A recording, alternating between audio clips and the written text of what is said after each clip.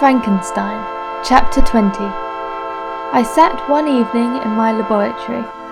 The sun had set and the moon was just rising from the sea.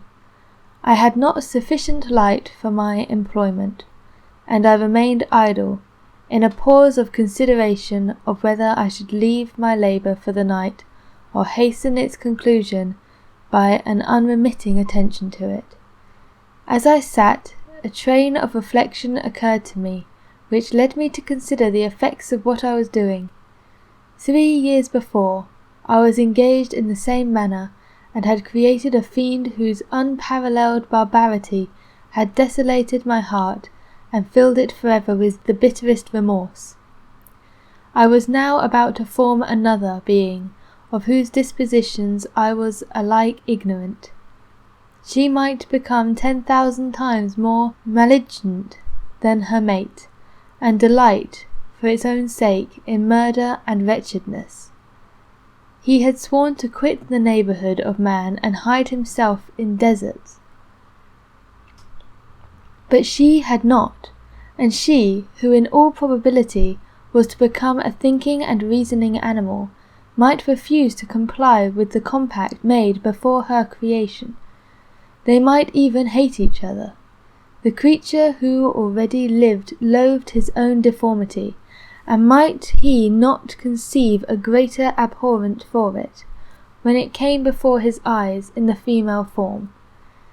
She also might turn with disgust from him to the superior beauty of man. She might quit him, and he be again alone, exasperated by the fresh provocation of being deserted by one of his own species.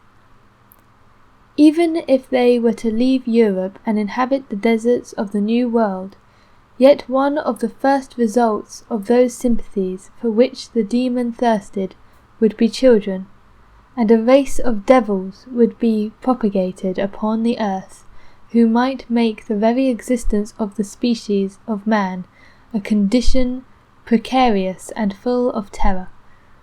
Had I right, for my own benefit, to inflict this curse upon everlasting generations? I had before been moved by the sophisms of the being I had created. I had been struck senseless by his fiendish threats, but now, for the first time, the wickedness of my promise burst upon me. I shuddered to think that future ages might curse me as their past, whose selfishness had not hastened to buy its own peace at the price, perhaps, of the existence of the whole human race. I trembled and my heart failed within me. When I looked up, I saw by the light of the moon the demon at the casement. A ghastly grin wrinkled his lips as he gazed on me. Where I sat fulfilled the task which he had allotted to me. Yes, he had followed me in my travels. He had loitered in forests, hid himself in caves, or taken refuge in the wide desert heaths. And now he came to mark my progress and claim the fulfilment of my promise. As I looked on him, his countenance expressed the utmost extent of malice and treachery. I thought with a sensation of madness on my promise of creating another like to him, and trembling with passion tore to pieces the thing on which I was engaged. The wretch saw me destroy the creature on whose future existence he depended on for happiness, and with a howl of devilish despair and revenge withdrew. I left the room and locked the door, made a solemn vow in my heart never to resume my labours, and then, with trembling steps, I sought my own apartment. I was alone. None were near me to dissipate the gloom and relieve me from the sinking oppression of the most terrible reveries. Several hours passed, and I remained near my window gazing on the sea. It was almost motionless, for the winds were hushed, and all nature reposed under the eye of the quiet moon. A few fishing vessels alone speckled the water, and now and then the gentle breeze wafted the sounds of voices as the fishermen called to one another.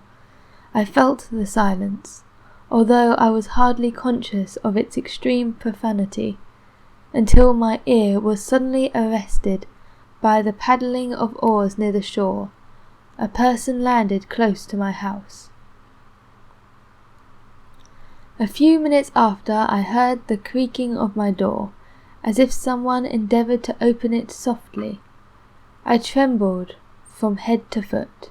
I felt the presentiment of who it was, and wished to rouse one of the peasants who dwelt in the cottage not far from mine, but I was overcome by the sensation of helplessness, so often felt in frightful dreams, when you in vain endeavour to fly from an impending danger, and was rooted to the spot.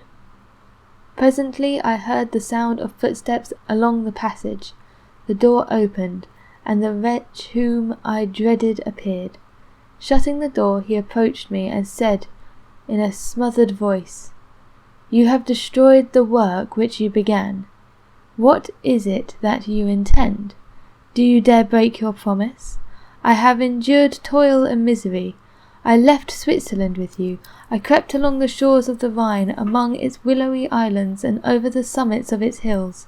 I have dwelt many months in the heaths of England and among the deserts of Scotland. I have endured incalculable fatigue and cold and hunger. Do you dare destroy my hopes? Begone, I do break my promise. Never will I create another like you, equal in deformity and wickedness. Slave, I before reasoned with you, but you have proved yourself unworthy of my condescension.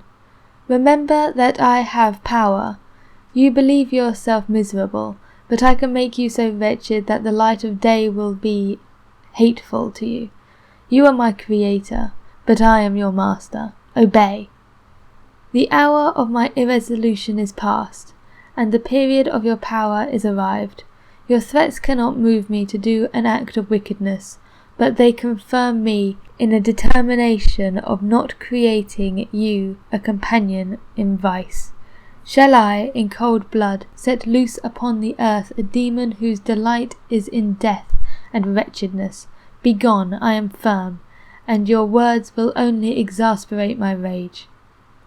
The monster saw my determination in my face, and gnashed his teeth in the impotence of anger. "Shall each man," he cried, "find a wife for his bosom, and each beast have his mate, and I be alone? I had feelings of affection, and they were requited by detestation and scorn. Man, you may hate, but beware. Your hour will pass in dread and misery, and soon the bolt will fall which must ravish from you your happiness forever. Are you to be happy while I grovel in the intensity of my wretchedness? You can blast my other passions, but revenge remains. Revenge henceforth, dearer than light or food. I may die, but first you, my tyrant and tormentor, shall curse the sun that gazes on your misery. Beware, for I am fearless and therefore powerful. I will watch with the willingness of a snake, that I may sting with its venom. Man, you shall repent for the injuries you inflict. Devils, cease, and do not poison the air with these sounds of malice. I have declared my resolution to you, and I am no coward to bend beneath words. Leave me, I am inexorable. It is well, I go, but remember, I shall be with you on your wedding night. I started forward and exclaimed, "Villain, before you sign my death warrant, be sure that you are yourself safe." I would have seized him, but he eluded me and quitted the house with precipitation. In a few moments I saw him in his boat, which shot across the waters with an arrowy swiftness, and was soon lost amidst the waves. All again was silent, but his words rang in my ears. I burned with rage to pursue the murderer of my peace, and precipitate him into the ocean. I walked up and down my room hastily and perturbed, while my imagination conjured up 1,000 images to torment and sting me. Why had I not followed him and closed with him in mortal strife? But I had suffered him to depart, and he directed his course towards the mainland. I shuddered to think who might be the next victim sacrificed to his insatiate revenge.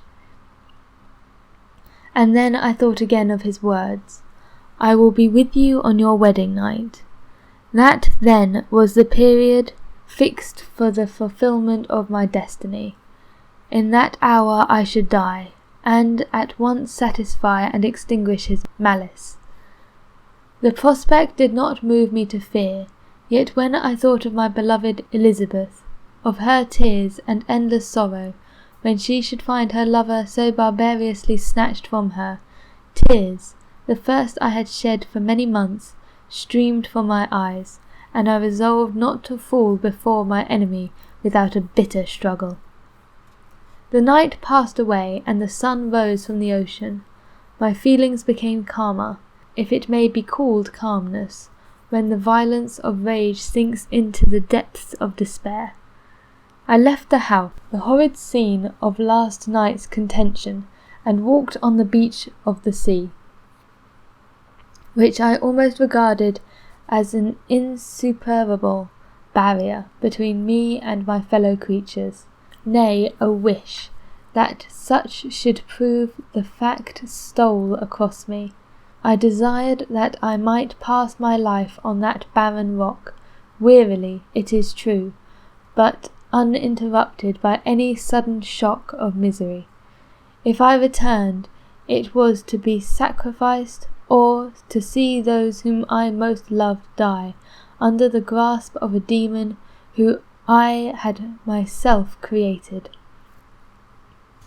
I walked about the isle like a restless spectre, separated from all it loved and miserable in the separation. When it became noon, the sun rose higher. I lay down on the grass and was overpowered by a deep sleep. I had been awake the whole of the preceding night. My nerves were agitated, and my eyes inflamed by watching and misery. The sleep into which I now sank refreshed me, and when I woke again, felt as if I belonged to a race of human beings like myself, and began to reflect upon what had passed with greater composure.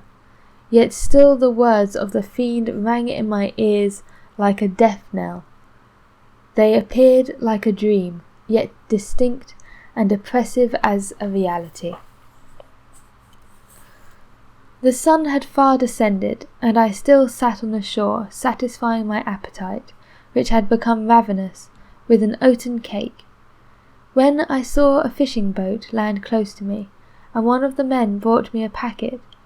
It contained letters from Geneva, and one from Cleverell entreating me to join him. He said that he was wearying away his time fruitlessly where he was, that letters from the friends he had formed in London desired his return to complete the negotiations they had entered into for his Indian enterprise. He could not any longer delay his departure, but as his journey to London might be followed even sooner than he had now conjectured by his longer voyage, he entreated me to bestow as much of my society on him as I could spare. He besought me, therefore, to leave my solitary isle, and to meet him at Perth, that we might proceed southwards together. This letter in a degree recalled me to life, and I determined to quit my island at the expiration of 2 days. Yet before I departed there was a task to perform, on which I shuddered to reflect. I must pack up my chemical instruments, and for that purpose I must enter the room which had been the scene of my odious work, and I must handle those utensils, the sight of which was sickening to me. The next morning at daybreak I summoned sufficient courage and unlocked the door to my laboratory.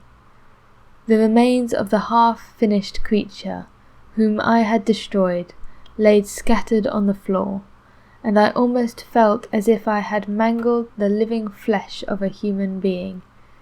I paused to collect myself, and then entered the chamber. With trembling hands I conveyed the instruments out of the room.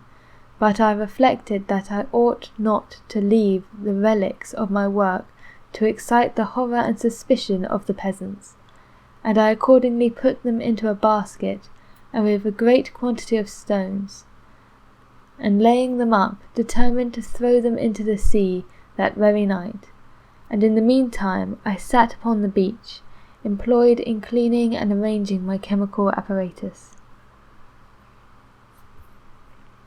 Nothing could be more complete than the alteration that had taken place in my feelings since the night of the appearance of the demon.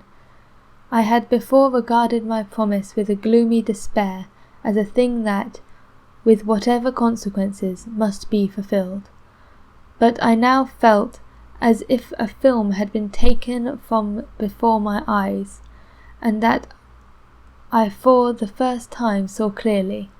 The idea of renewing my labours did not for one instant occur to me. The threat I had heard weighed on my thoughts, but I did not reflect that the voluntary act of mine could avert it. I had resolved in my own mind that to create another like the fiend I had first made would be an act of the basest and most atrocious selfishness, and I banished from my mind every thought that could lead to a different conclusion. Between 2 and 3 in the morning the moon rose, and I then, putting my basket aboard a little skiff, sailed about for 4 miles from the shore. The scene was perfectly solitary. A few boats were returning towards the land, but I sailed away from them. I felt as if I was about the commission of a dreadful crime, and avoided the shuddering anxiety any encounter with my fellow creatures. At one time the moon, which had before been clear, was suddenly overspread by a thick cloud, and I took advantage of the moment of darkness, and cast my basket into the sea. I listened to the gurgling sounds as it sank, and then sailed away from the spot. The sky became clouded, but the air was pure, although chilled by the north-east breeze that was then rising. But it refreshed me, and filled me with such agreeable sensations that I resolved to prolong my stay on the water, and fixing the rudder in the direct position, stretched myself at the bottom of the boat. Clouds hid the moon, everything was obscure, and I heard only the sound of the boat and its keel cut through the waves. The murmur lulled me, and in a short time I slept soundly. I do not know how long I remained in this situation, but when I woke I found the sun was already mounted considerably, and the wind was high, and the waves continually threatened the safety of my little skiff. I found that the wind was north-east, and must have driven me far from the coast from which I had embarked. I endeavoured to change my course, but quickly found that if I again made the attempt, the boat would be instantly filled with water. Thus situated, my only resource was to drive before the wind. I confess that I felt a few sensations of terror. I had no compass with me, and was so slenderly acquainted with the geography of this part of the world, that the sun was of little benefit to me. I might be driven into the wide Atlantic, and feel all the tortures of starvation, or be swallowed up by immeasurable waters that roared and buffeted around me. I had already been out many hours, and felt the torment of the burning thirst, a prelude to my other sufferings. I looked on the heavens, which were covered by clouds that flew before the wind, only to be replaced by others. I looked upon the sea. It was to be my grave. "Fiend," I exclaimed, "your task is already fulfilled." I thought of Elizabeth, of my father, of Cleverell, all left behind, on whom the monster might satisfy his sanguinary and merciless passion. This idea plunged me into a reverie so despairing and frightful that even now, when the scene is on the point of closing before me for ever, I shudder to reflect on it. Some hours passed thus, but by degree as the sun declined towards the horizon the wind died away into a gentle breeze, and the sea became free from breakers. But these gave place to a heavy swell. I felt sick and hardly able to hold the rudder, when suddenly I saw the line of headland towards the south. Almost spent as I was by fatigue and the dreadful suspense I endured for several hours, this sudden certainty of life rushed like a flood of warm joy to my heart, and tears gushed from my eyes. How mutable are our feelings, and how strange that clinging love we have of life even in the excess of misery. I constructed another sail with a part of my dress, and eagerly steered my course towards the land. It had a wild and rocky appearance, but as I approached nearer I easily perceived the traces of cultivation. I saw vessels near the shore, and found myself suddenly transported back to the neighbourhood of civilized man. I carefully traced the windings of the land, and hailed a steeple, which I at length saw issuing from behind a small promontory. As I was in a state of extreme debility, I resolved to sail directly towards the town, as a place where I could most easily procure nourishment.